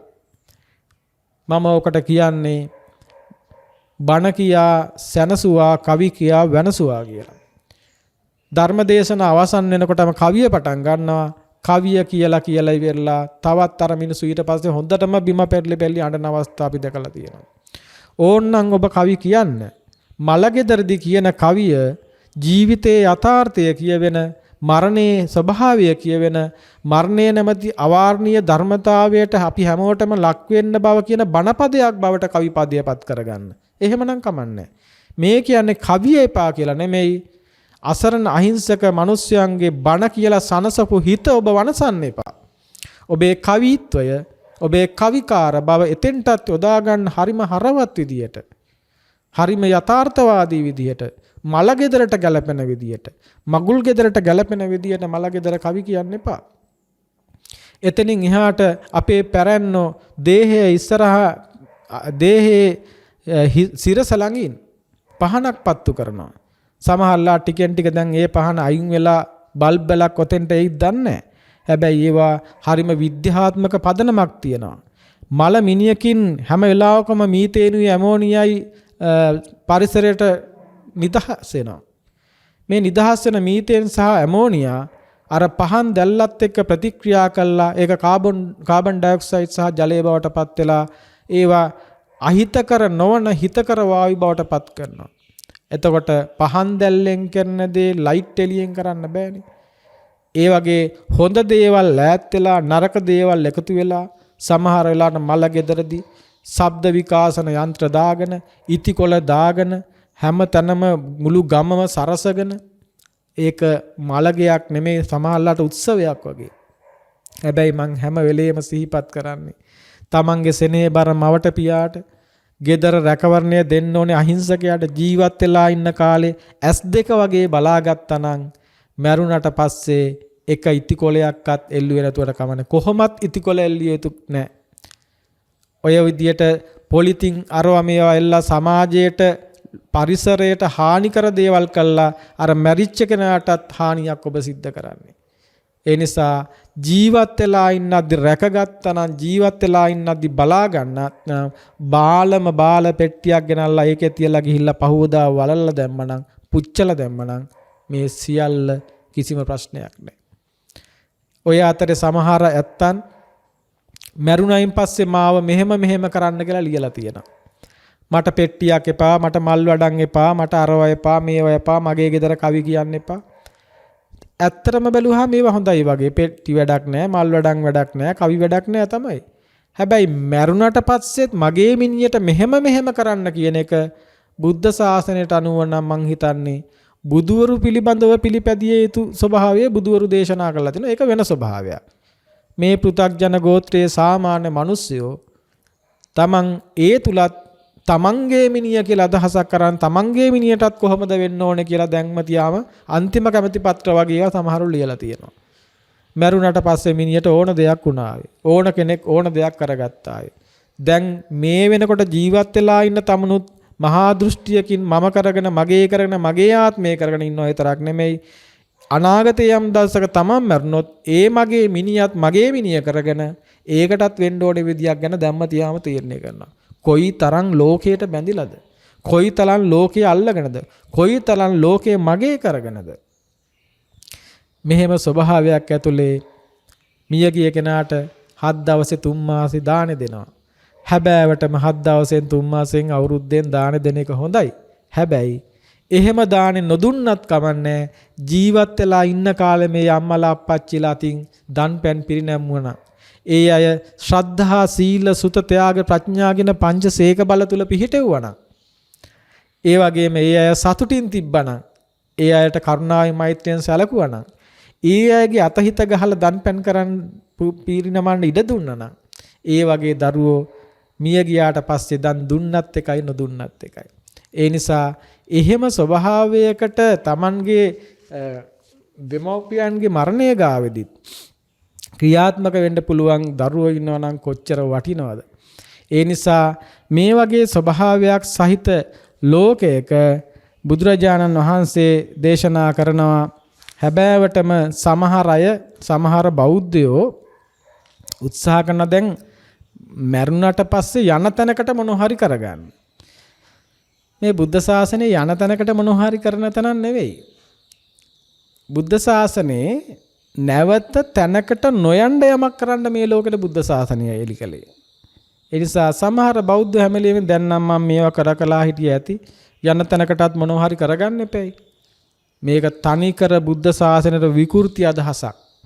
ඒතර කර්මයේ කර්මඵල මට්ටමේ මේ දේශනේ දැන් මම කරගෙන ආවා. හැබැයි මොන දේශනයක් වුණත් අන්තිමට එනකොට මං ආර්ය දේශනා මට්ටමට මට යන්න ඕනේ. එතකොට කර්මයේ කර්මඵල මට්ටමේදී යන තැනකට කරන දේවල් තමයි හැමෝදෑම කර හිටියේ. එතකොට යන තැනකට කර හිටපු දේවල් තුල දැන් ඔබට එන්නට අවශ්‍යයි යන තැනකට දෙයක් කරගන්න නෙවෙයි. ආයෙත් තැනකට නොයන මට්ටමට යමක් කරගන්න. ආයෙත් තැනකට නොයන මට්ටමට යමක් කරගන්න එක තමයි සම්මාපටිපදාව. එතකොට එහෙම නැත්තම් යන තැනකට යමක් කරගන්න ප්‍රතිපදාව තමයි මිච්ඡාපටිපදාව. සම්මාපටිපදාවද මිච්ඡාපටිපදාව තෝරගන්න කියන කොබේ වගේමක්. සම්මාපටිපදාව කියන්නේ අවිද්‍යා නිරෝධෝ සංඛාර නිරෝධා විදියට යන එක. මිච්ඡාපටිපදාව කියන්නේ අවිද්‍යා පත්‍ය සංඛාර සංඛාර පත්‍ය විඥාන. මිච්ඡා ප්‍රතිපදාවේ කෙලවර ජාති ප්‍රත්‍ය ජරා මරණ, සම්මාපටිපදාවේ කෙලවර ජාති නිරෝධෝ ජරා මරණ නිරෝධා. මොකද්ද තෝරගන්නේ? එතකොට ඒ විදියට ටිකෙන් ටික හැබෑවටම මේ විදියට යන තැනකට යමක් කරගන්නත් තව වෙලාවක අපිට බොහොම කරුණාවන්ත අම්මා කෙනෙක් මේ මෑතකදී කතා කළා මට කිව්වා, ස්වාමීන් වහන්සේ මම මරණාසන්න වෙලාවේදී මගේ හිත බොහොම ප්‍රීතියෙන් තියාගන්න මං ඒ වෙනුවෙන් භාවනා කරනවා කියලා. සමහරවිට මං කියලා දීපු දේ මෑණියන්ට තේරුන්නේත් නැහැ. මරණාසන්න වෙලාවේදී අවසාන සිත ඔබට ඕන විදිහට නඩත්තු කරන්න පුළුවන් නම් ඔබ මේ සිතේ වේගය ගැන අදහසක් නැහැ. ඒ නිසා අවසන් වෙලාවේදී ඔබට කෙබඳු සිතක් පහළ වේද කියලා ඔබට මොනම විදියකින්වත් තීරණය කරන්න බෑ. ඒක ඔබ කුමන ධර්මයක් ප්‍රගුණ කළත් ඒ මට්ටමට සකස් කරන්න බෑ. ලෝක ධර්මයන් තුල ඔබ ප්‍රගුණ කරන සෑම දෙයක්ම නැවත නැවත උපයාගත යුතු දේවල්, නැවත නැවත නඩත්තු කරගත යුතු දේවල්, නැවත නැවත සකස් කළ යුතු දේවල්. හැබැයි ලෝකෝත්තර මට්ටමට ඔබේ සිත පිහිටියා නම්, ඔබ ආර්ය මාර්ගයට පිහිටියා නම්, එය ඔබේ මරණයේදීත් ඒ ආර්ය භූමිය තුල සිඳගෙනමයි ඒ සිත නිරුද්ධ වෙලා යන්නේ. එහෙම නැතුව ලෝකයේ තුල ඉඳගෙන නිරුද්ධ වෙන සිතක්, ඒ ලෝකයට අයිති සිතක් නැවත නැවත ඒ අන්තිම ෂණයේදීත් ඔබට නඩත්තු කරන්න පුළුවන් වේද බැයිද කියන කාටවත් කියන්න බෑ. ඒක එහෙම වෙන්න තියෙන ඉඩ අල්ප මාත්‍රයි. එහෙම ස්වභාවයේදී මරණ මොහොතේ අවසන් සිත පුණ්‍යවන්ත සිතක් බවට පත් කරගන්නට ඔබට කල හැකි දෙයක් නැහැ. ඒ වගේ මරණින් මතු ජීවිතය හැබෑවටම සුවපත්ම එකක් දෝ කියලා කියන්න ඔබට හැබෑවටම ඊට සහතිකයක් දෙන්න පුළුවන් ස්වභාවයක් නැහැ. ඔබ කරන කියන දේවල් කොයිතරම් කොහොම වුණත් ඒ ජීවිතය ගැන ඔබට අදහසක් දෙන්න බෑ. බුදු පියාණන් වහන්සේ පුංචි කාලේ ඉඳන් ඇසුරු කළා, බුද්ධ ශාසනයක් තුල පැවිදි වෙලා, ඒ ශාසනය තුල ධ්‍යාන භාවනා කළා, අෂ්ට සමාපatti පංච අභිඥා උපදවගෙන, 이르දිපවා උපදවගෙන හිටපු දේවදත්ත ස්වාමින් වහන්සේට මරණයෙන් මත්තේ මොකද වුනේ? තාමත් මේ මොහොතෙත් නිරේ. ඒ නිසා ඔබ හිතනවාද ඔබ ඊටත් වඩා දක්ෂයි කියලා ලෞකික ධ්‍යාන භාවනාවක් ඇත්තේ? ඒ නිසා ඔබ හිතනවාද ඒ වගේ මට්ටමකට ඔබට නිරේ මග හැරේ කියලා? ඔබ කොච්චර හිතුවත් යන තැනකට යමක් කරගන්න හැබෑවටම ඔබ යන තැන් වලට කරගන්නේ නරක දේවල්මයි. උදේ ඉඳන් රෑ වෙනකම් පාපයෙන්, දුස්සීල භවෙන්, රාගයෙන්, ද්වේෂයෙන්, මෝහයෙන්, ඊර්ෂ්‍යාවෙන්, මානෙන්, අනුන්ගේ සැපේ මෙත්තා, කරුණා, මුදිතා, උපේක්ෂා වෙනුවට අනුන්ගේ සැපේ පිළිබඳව කනස්සලු වෙනවා, අනුන්ට ඊර්ෂ්‍යා කරනවා, අකරුණාවන්ත වෙනවා, ලෝභය, ඊර්ෂ්‍යාව, වෛරය, ක්‍රෝධය, පලිගැනීම, මේ හැමතෙම වඩා මානය, මේවෙන් පිරිච්ච ඔලු ගෙඩි තියාගෙන ඉඳලා හිටලා අටපිරිකරක් පූජා කරලා, සාංගික දානයක් දීලා, ඊළඟට තවත් මොනවා හරි කටින පින්කමක් කරලා, තවත් මොනවා හරි පිනක් දෙකක් කරලා, ඔබ ජීවිත කාලෙටම පින් 50ක් 60ක් කරලා, අකුසල් කෝටි ගාණක් කරලා ඔබ හිතනවා යන තැනකට යමක් කරගන්න. ඒ ඔක්කොමත් හරි. සමහර පින්දහම් කළා අවසානයේදී ප්‍රාර්ථනා කරන මේ සිදු කරගත් පින්කමෙන් ජනිත වූ පුණ්‍ය ශක්තියෙන් ඔබ හැමදෙනාටම මතු විශාකා බන්දුල මල්ලිකා අනේපිඩු සිටුමා වගේ උසස් දේවිවරුන්ටද සිටුවරුන් වගේ වෙලා රන් රිදී මුතුමැණික් යාන වාහන ලබලා සැප සම්පත් ලබලා ඒ දෙව් මිනිස් සැප විඳලා ඒක කෙලවර මෛත්‍රී බුද්ධ ශාසනය නිවන් දකින. මේ මෛත්‍රී බුද්ධ ශාසනය නිවන් දකින්නේ ගෞතම බුද්ධ ශාසනය. ඒ නිසා යමක් කරලා ඒ තුලින් මතු භවයේ තුල ලෞකිකත්වයේ තුල කාමයේ ලෝකය සැප සම්පත් පතනවා නම් ඔබ ඒ දානයක් දීලා නෙමෙයි දානය ආයෝජනය කළා. බත් ටිකක් කන්න දීලා දිව්‍ය ලෝකේ රන් රිදී මුතු මැණික් පතනවා නම් මේ බුද්ධ ශාසනය එතෙන්ට නෙමෙයි. ඒ නිසා මෙන්න මේ කාරණා හොඳට තේරුම් ගන්න හැම වෙලාවකම අනිච්ච සංඥාවක් තුල ඉන්නට උගන්වන බුදුදහම ඔබ දන් දීම තුල දානය තුලින් කර්මඵලයේ පිළිබඳව විශ්වාසය ඇතිව දන් දුන්නොත් ඔබට ඒ තුල සසර පුණ්‍ය විපාක ඔස්සේ සිත සැකසෙනවා. ඒ වගේම කවුරු හරි කෙනෙක් එතෙන්ටත් ඉහළට දක්ෂ වුණොත් අපි ආර්ය දේශනාව තුල උගන්වලා තියෙන විදියට කෙනෙක් දන් දෙනවා. ඒතකොට දන් දීම සිල් රැකීම හොඳ දෙයක්. ඒ දන් දෙන කෙනා දන් දෙන ස්වභාවය තුළ එයාට ඇතිවන සිතේ ප්‍රීතිය සැනසීම ඒ සතුට ආදී ශ්‍රද්ධාදී සිටිවිලි වල සැකසෙන ස්වභාවය එයා අනිච්චානුපස්සනා කරනවා. ඒ දාණය දීම තුළ ඇතිවන ඒ මොහොතේ ඇතිවන සුවය සොම්නස එයා අනිච්ච විදිහට දකිනවා. අන්න ඒක අවිද්‍යා නිරෝධෝ සංකාර නිරෝධෝ විදියට නිවනට හේතු වෙන විදියට දන් දෙන විදිය. සසරට හේතු වෙන විදියට දන් දෙන තමයි ඒ දාණය දීලා සතුටු වෙවි පිනායමින් සතුටු වෙවි දන් දෙනවා. ඒ සසර සුවපත් භාවයට හේතු වෙන විදියට දන් දෙන එක. ඔන්න නිවනට හේතු වෙන දන් දෙන එක. ඒ පිනායන සෑම සිතක්ම අනිච්ච විදියට දකිනවා. බෞද්ධයා කොතරද ඉන්න ඕනේ. ඉතින් ඒක නිසා මෙන්න මේ විදිහේ සසර ස්වභාවයක් තුළ බුදුදහම තුළ හැබෑවටම මේ සැකසෙන භවය ඒ සැකසෙන භවය පිළිබඳව උප්පත්ති භවයක් සහ කර්ම භවයක් පිළිබඳව සැකසෙනවා. එතකොට උප්පත්ති භවයකට මේ විදිහේ පුඤ්ඤාභි සංකාර අපුඤ්ඤාභි සංකාර ඔස්සේ උප්පත්ති භවයක් කරා යන විදිහට මේ විදිහේ දන් පැන් දීගෙන ක්‍රියාත්මක වීම තුළ ඒකේනා හොඳ සුගති උපතක් එහෙම නැත්නම් සැපවත් උපතක් කරා යන විදිහේ හැබැයි මේ තුල ක්‍රියාත්මක වෙන්නේ මිච්ඡා ප්‍රතිපදාව. මොකද අවිද්‍යා ප්‍රත්‍යයෙන් තමයි පුඤ්ඤාපි සංකාර සකස් වෙන්නේ. හැබෑවටම කර්ම භවයක් තුල බුදු ශාසනය තුල කතා කරන්නේ මේ මොහොතේ රාගසිතක්ද, ද්වේෂසිතක්ද, මෝහසිතක්ද, ශ්‍රද්ධාසිතක්ද ඊළඟට මොන විදිහේ සැකසෙන කුසල සිතක්ද අකුසල සිතක්ද ඒ සැකසෙන සෑම සිතක් ළඟදීම එයාට අනිච්චානුපස්සන අනිච්ච සංඥාවක් තුළ ජීවත් වෙන්න පුළුවන් නම් එයා ඒ මොහොතේ එයාගේ සකස් වෙන කර්ම භවය එයා විදර්ශනා කරනවා. එතකොට ඒ කර්ම භවයක් විදියට සැකසෙන ඒ මොහොතේ Tamanට සැකසෙන Taman විදර්ශනා කරන්නට යාට පුළුවන් නම් හැබෑවටම එයා ඒ ජීවිතය තුළ අර හැබෑවටම උපත කියලා කියන්නේ කන්ධානම් පාතු භාවෝ කියලා ස්කන්ධයන්ගේ හට ගැනීම ජාතිය කියලා. ඒතර මේ මට්ටමේදී. එතකොට ඒ වගේම මේ මට්ටමේදී මරණය කියලා කියන්නේ කන්ධානම් බෙහෙදෝ. එතකොට මේ ආර්යදේශනා මට්ටමේදී ඔන්න ස්කන්ධයන් හටගත්තා, ජාතිය හටගත්තා, භවපච්චය ජාතිය හටගත්තා. ඒ ජාතිය බිඳිලා යන ස්වභාවය, ප්‍රත්‍ය නිරෝධයෙන් නිරුද්ධ වෙලා යන ස්වභාවය එයා එතන විදර්ශනා කරන. ස්කන්ධයන්ගේ බිඳී යාම. මේ විදිහට දිගට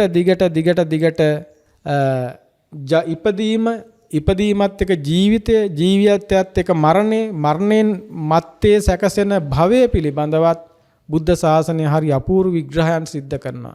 නමුත් අපට මේ ලැබෙන කෙටි කාලයේදී එතරම් දීර්ඝ විග්‍රහයක් කරන්න බෑ. නමුත් ඔබට මේ තුලින් අදහසක් ලැබෙන්න ඕනේ. උපත කෙබඳු එකක්ද? උපතින්ට හේතු වන කාරණා කුමක්ද? උපතින් පස්සේ ජීවිතය තුළ මොන වගේ එකක්ද? ඒ ජීවිතය තුළින් මරණය මොන වගේ එකක්ද? මරණයෙන් පස්සේ ඒ සැකසෙන පුනරුත්පත්තිය නෙමේ පුනර්භවය හැබැයිටම බුද්ධ ශාසනය තුළ උගන්වන්නේ මම මැරිලා මම උපදිනා නෙමේ. මම මැරිලා මගේ ආත්මය එතන ගිහිල්ලා ආයෙ පිළිසිඳ ගන්නවා නෙමේ. නචසෝ නච අඤ්ඤෝ කියලා බුද්ධ ශාසනය දේශනා කරන්නේ ඔහුත් නෙමේ වෙන කෙනෙකුත් නෙමේ මේ සැකසෙන හේතුඵල ස්වභාවයට කර්මඵල ස්වභාවයට අනුව ඒ ගුණ සහිත ඒ ස්වභාවයන් සහිත ස්වභාවයක් නැවත ප්‍රත්‍යෝපන්න විදියට සමුදේ වෙන ස්වභාවයක්. ඒක තමයි උප්පත්ති භවයක් විදියට සකස් වීම සිද්ධ වෙන්නේ. අර අවිද්‍යාව තුළ ඉඳගෙන පුඤ්ඤාභි අපුඤ්ඤාභි සංකාරයන්ගේ ඵලයක් විදියට විඥාණයට නාම රූප සලආයතනයන්ට අනුව උපාදානය වෙලා ඒ උපාදානයට අනුව භවයට අනුව තමයි ජාතිය සකස් වෙන්නේ. ඊට අනුරූපව මිනිස්සෙද්ද දෙවියෙක්ද ආදී විදියට ජාතිය සකස් වෙනවා. ජාතිය සකස් වෙලා ජරා මරණයට ලක් වෙනවා. ඒ වගේම කර්ම භවය තුළ ඒ මොහොතේ සමුදෙන මේ ස්කන්ධයන් පිළිබඳව තමයි අවිද්‍යාවෙන් සංකාර විදියට කර්ම භවය තුළ ධර්මාවබෝධයේදී කතා කරන භව සැකස්ම පිළිබඳව විග්‍රහ කරන්නේ. කොහොම කතා කළත් ඒ භව පිළිබඳ විග්‍රහයේදී ඒ පුනර්භවය තුළ නැවත නැවතත් මේ භවයෙන් භවයට යන්න අවශ්‍ය කරන පොහොර හදාගෙන දහන පෝෂක හදාගෙන තෙල් හදාගෙන පින් විදියට පව් විදියට ධාන විදියට විවිධාකාර විදියට මේ සකස් කරන විවිධාකාර ආම්පන්න දිගට මේ සංසාරේ ඔබට දුක ගෙනෙන්න හේතු වෙනවා. දුක ගෙනෙන්න. පිනත් පවත් ධානත් සියල්ල දුක ගෙනෙන්නයි හේතු වෙන්නේ. මොකද සසර නම් හැදෙන්නේ සසරේ ඉන්නකම්. දැන් මේ සැපේනේ ඉන්නේ. මනුස්ස ජීවිතයේ දිව්‍ය ලෝකයේ සුගතිය කියලානේ කියන්නේ. දැන් මේ සුගතිය නැමැති භවය ඔබට හම්බුනේ පින හින්දානේ. ඔන්න සරලව තේරෙන්න කියනවා නම්. පින හින්දා තමයි මේ සුගතිය හම්බුනේ මනුස්ස ජීවිතේ. එතකොට දිව්‍ය ලෝකය ඒ සුගතිය දැන් ඔබට සැපද? දැන් ඔබට උදේ පාන්දර ඇඳෙන් නැගිනකොට අමාරු නැද්ද? පාඩම් කරන්න ඕනේ නැද්ද? නිදි මරන්න ඕනේ නැද්ද? රස්සාවල් කරන්න ඕනේ නැද්ද? කන්න ඕනේ නැද්ද? බොන්න ඕනේ නැද්ද? පින්නතුනේ ඇස් පිල්ලම් ගහන එක පවා නොකර ඉන්න පුළුවන් ද දුකයිනේ. නොකා ඉන්න පුළුවන් ද දුකයිනේ. පෑන් නොබී ඉන්න පුළුවන් ද දුකයිනේ. මල මුත්‍රා පහ කරන්න නැතුව ඉන්න පුළුවන් ද දුකයිනේ. එක තැනක ඉඳන් ඉන්න පුළුවන් ද බෑ නේද? දිගටම ඇවිදින්න පුළුවන් ද බෑ නේද? වාඩි වෙලා ඉන්න පුළුවන් ද දිගටම බෑ නේද? නිදාගෙනම ඉන්න පුළුවන් ද දිගටම බෑ නේද? බලන්න ඔබ දුක් ගොඩක් නේද මේ සකසගෙන තියෙන නිසා අවිද්‍යාවෙන් පුඤ්ඤාවි සංකාර සකස් කළත් පුඤ්ඤාවි සංකාරයන්ගේ ඵලයක් විදිහට මේ ඔබට මේ උප්පත්ති භවයේ සකසුණත් ඒ උප්පත්ති භවයේ සුගතියක් වුණත් ඒ සුගතිය ඇතුලේ දුකක් නේද තියෙන්නේ. ඕක බ්‍රහ්ම ලෝකෙට ගියත් දිව්‍ය ලෝකෙට ගියත් මනුස්ස ලෝකෙට ගියත් සුගතියත් ඔහමනම් දුගතිය කොහොමද පින්නතුනේ? සුගතිය මෙහෙමනම් දුගතිය කොහොමද?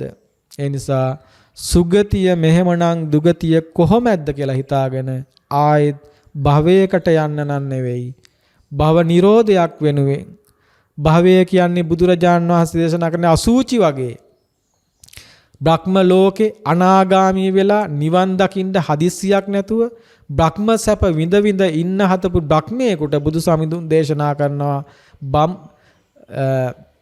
බ්‍රහ්මය අසූචි වල ටිකක් තිබ්බත් ගොඩක් තිබ්බත් ගඳේ වෙනසක් තියනවාද කියලා. ඒ වගේ ගඳේ වෙනසක් නෑ වගේ මේ ලෝකයේ භවයේ සසරේ ඉන්න කන්නම් අසූචි වගේ මේ භවයට එකම එක මොහොතක්වත් පා තබන්න හිතන්න එපා. මේ ලැබිච්ච සොන සම්පත්තිය තුළ මේ ලැබිච්ච ජීවිතය තුළ සියලු භව නිරෝධයෙන් ජාති නිරෝධයෙන් ජරා මරණ නිරෝධයට පත් වෙන්නම වීරය කරන්න. ඒ වෙනුවෙන් මේ බුද්ධ ශාසනය පරිභෝජනය කරන්න. ඒ වෙනුවෙන් මේ බුද්ධ ශාසනය පාවිච්චි කරන්න. ඒ වෙනුවෙන් මේ සත්පුරුෂ ඇසුර ලබන්න. ඒ වෙනුවෙන් මේ සත්පුරුෂ දේශනය අහන්න. ඒ සත්පුරුෂ දේශනයෙන් වීරය ඇති කරගෙන, උනන්දු ඇති කරගෙන, සිහිය ඇති කරගෙන ආර්ය දේශනය අහලා තේරුම් ගන්න පුළුවන් ශක්තිමත් කෙනෙක් වන්න. ආර්ය දේශනය අහලා ශක්තිමත් කෙනෙක් වෙලා ඒ දේශනය තුල හික්මිලා ඒ දහම තුල හික්මිලා ආර්ය භූමිය තුල පිළිසිඳ අරගෙන ඒ ආර්ය භූමිය තුලින් සැනසීමටපත් වෙලා සසර ගමන කෙලවර කරන්න දුක කෙලවර කරන්න ලෝකයෙන් මිදෙන්නට ඒ වගේම නැවත නැවතත් භවයෙන් භවයට යන ගමන නතර කළා.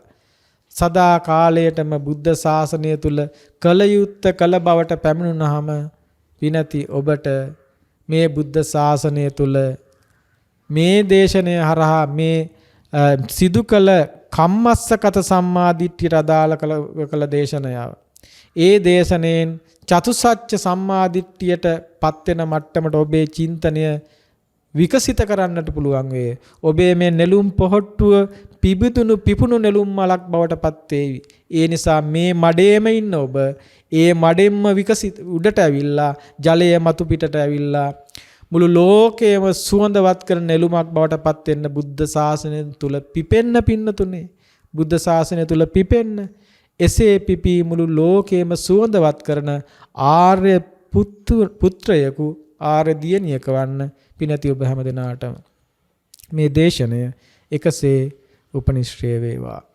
හැම දිනාටම සම්මා සම්බුදු සරණයි. ආකාසට්ඨා ච බුම්මට්ඨා දේවානාගා මහිද්దికා පුඤ්ඤන්තං අනුමෝදිත්වා චිරන් රක්칸තු ශාසනං චිරන් රක්칸තු දේශනං චිරන් රක්칸තු ත්වං සදාති. දස බල බුදුන්නම් සෙල් මුදුනතින් මතු නිවන් නම් මහා සමුදුර කෙලවර කොට ඇති දසතින් අරියටඟි මග සිහිලින් සිහිල් වූ නිති සුවදෙන ජිනවදන් ගඟ බෝකල් ගලාවා සව් සතන් සනහා සාදු සාදු. මෝහක්ඛයෝ නිබ්බානං